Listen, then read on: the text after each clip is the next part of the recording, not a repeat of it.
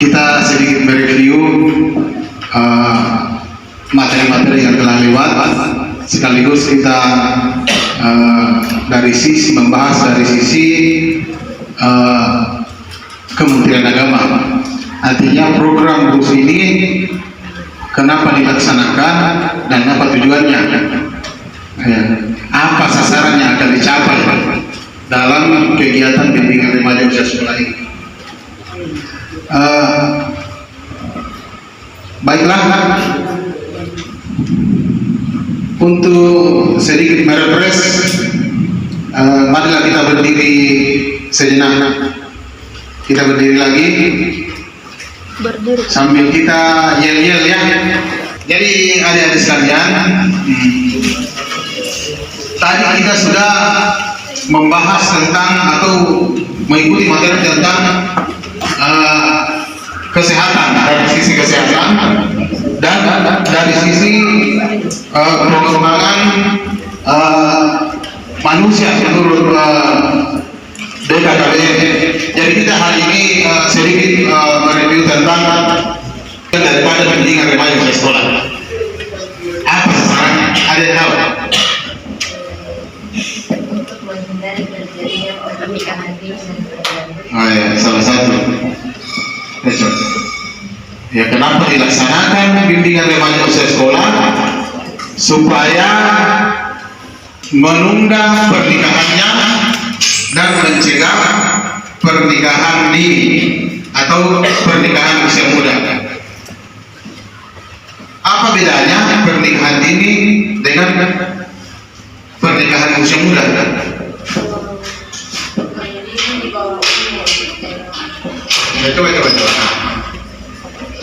Dini di bawah umur Muda di atas 12 tahun. Oh gitu. Cocok. Siapa lagi? Pernikahan dini dan pernikahan usia muda. Apa bedanya?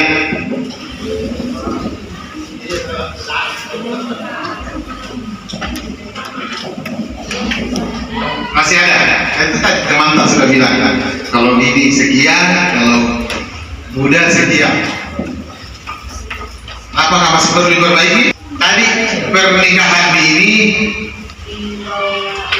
di bawah umur, pernikahan usia muda, ya. Oh,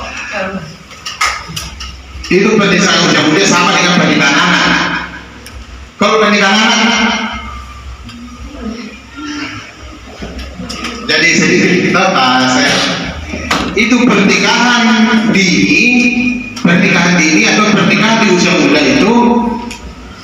itu pernikahan di bawah 21 tahun sampai 19 tahun. Pernikahan dini itu tetap bisa tercatat di kantor urusan agama, tapi namanya tetap pernikahan dini karena dari sisi umur tergolong masih muda. Jadi dia masuk golongan masih sangat rentan. Golongan rentan dalam hal kalau nikah atau kawin, kemudian hamil, melahirkan, itu rentan. Artinya banyak dampak yang bisa ditimbulkan karena masih sangat muda. Biasanya anaknya jadi stunting atau ibunya meninggal karena masih sangat muda. Sementara pernikahan anak itu pernikahan di bawah usia 19 tahun. Artinya pernikahan anak itu pernikahan memang yang belum bisa dilakukan karena belum memenuhi standar sebagai apa untuk dicatat di kantor urusan agama untuk mendapatkan buku nikah. Itu pernikahan anak, perbedaan antara pernikahan anak dengan pernikahan dini. Selanjutnya, sebenarnya sudah banyak sekali kita di atau nggak bahas ya pemateri sebelumnya. Saya hanya ingin sedikit bertanya kepada adik-adik sekalian, bagaimana kondisi remaja kita hari ini? Saya ini bimbing atau ini terus dilaksanakan mengingat karena melihat kondisi remaja kita hari ini. Apakah remaja kita hari ini baik-baik saja atau bagaimana?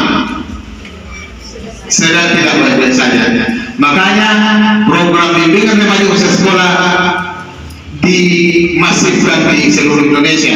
Jadi setiap kantor urusan agama itu diwajibkan melaksanakan bimbingan remaja usia sekolah seluruh Indonesia. Jadi berapa kecamatan itu seluruh Indonesia? Jadi semua melaksanakan terus sekaligus melaksanakan bimbingan perkawinan bagi calon pengantin. Jadi orang yang sudah mendaftarkan diri mengingat di KUA di kantor urusan agama, artinya mendaftarkan diri perkawinannya mesti ikut juga bimbingan perkawinan di KUA. Jadi ini masih dilaksanakan karena kondisi remaja kita dan kondisi pasangan muda pada hari ini sedang tidak baik-baik saja. Contoh kondisi remaja yang tidak baik-baik saja.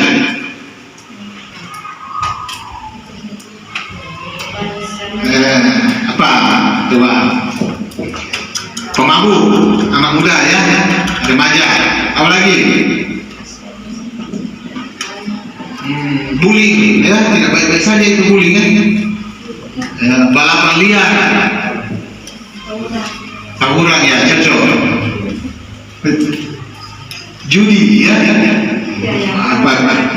atau judi online yang paling parah itu sekarang. Judi online, karena judi online itu tidak ada yang bisa membatasi. Bermodalkan HP, apalagi kalau ada wifi di rumah, ada sedikit uangnya, sudah main. Itulah yang mau diberantas saat ini, itulah yang mau diminimalkan. Jadi apa dampak daripada yang kita sebutkan tadi? Dampaknya pasti membuat remaja kita kehilangan masa depan. Pertama,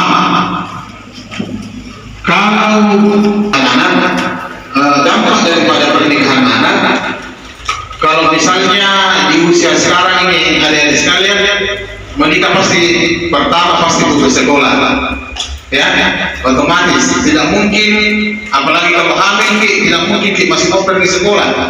Besar di perut atau? Ya, itu yang pertama. Kedua, cita-cita jadi terhambat nih. Misalnya tahu bercita-cita ingin jadi sarjana atau minimal ingin jadi guru, ustaz apa suka tuh? Pasti tidak bisa jadi guru karena jalan untuk menuju ke sana terhambat karena putus sekolah nih. Itu kalau menikah gitu. Cita-cita ingin jadi dokter, pasti tidak bisa jadi dokter.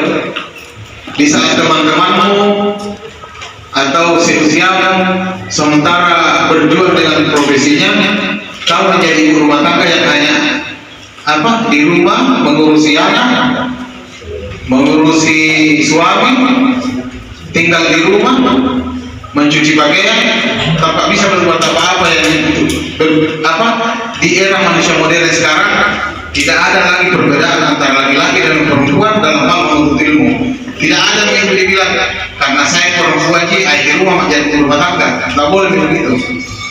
Dituntut semua bagaimana caranya supaya manusia di era modern ini, di era globalisasi ini, semua mempunyai ilmu.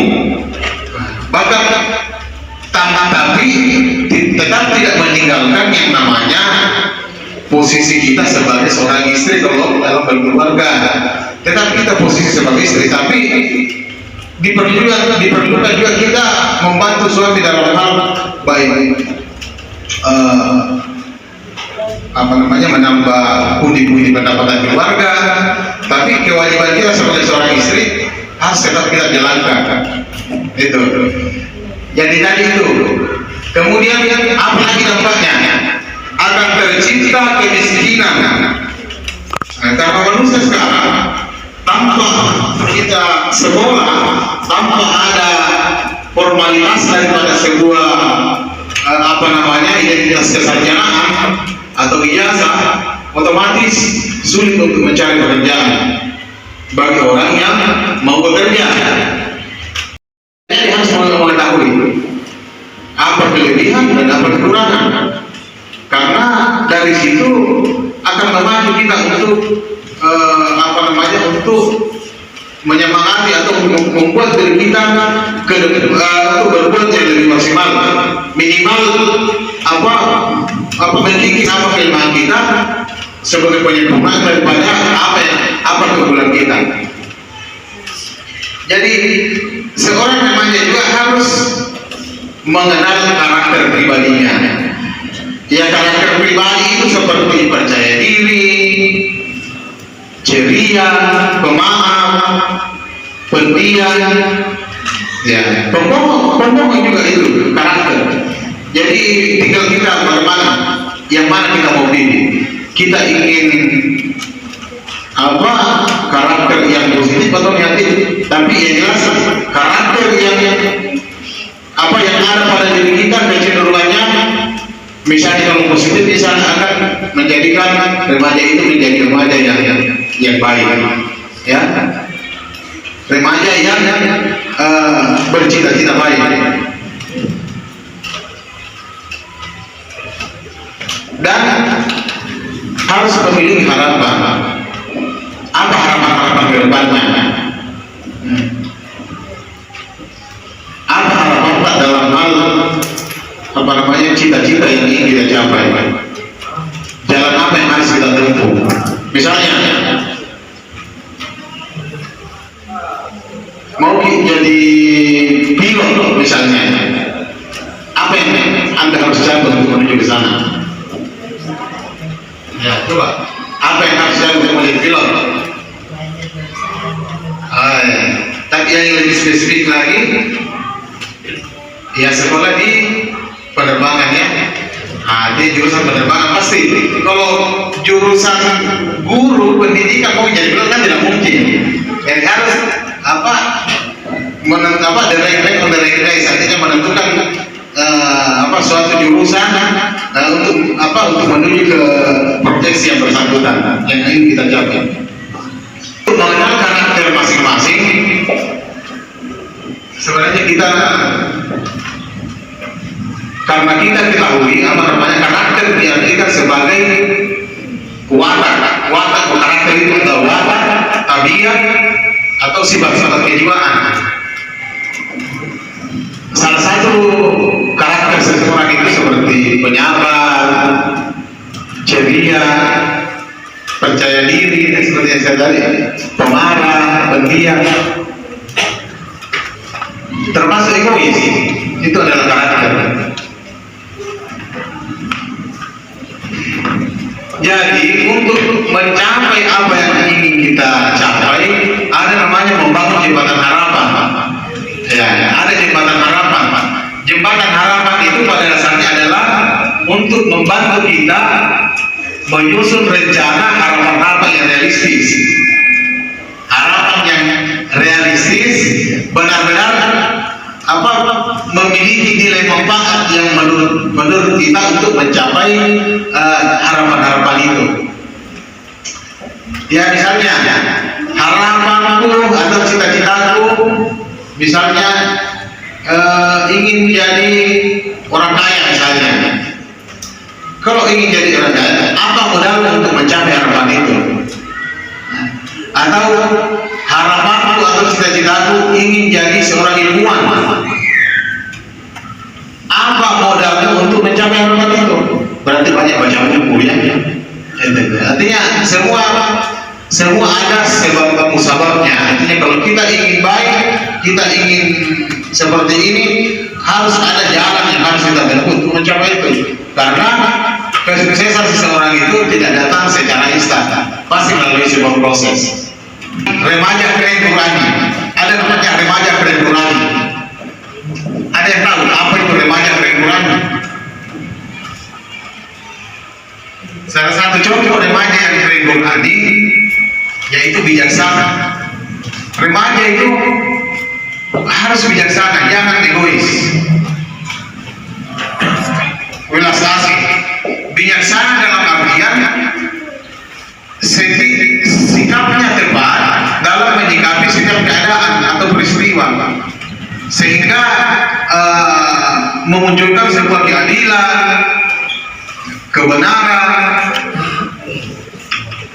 Pokoknya seseorang remaja itu yang ketika dikatakan remaja yang berani itu harus bijaksana, wise atau bijaksana atau belasasa. Kemudian religius itu ya artinya tidak beribadah, perilakunya tidak menyimpan dari nilai-nilai agama. Kemudian moderat ini yang paling sekarang ini, moderat. Apa itu moderat? Toleran, moderasi beragama. Ya. Kan sekarang ini Kementerian Agama menggalakkan yang mana moderasi beragama. Moderasi itu adalah dalam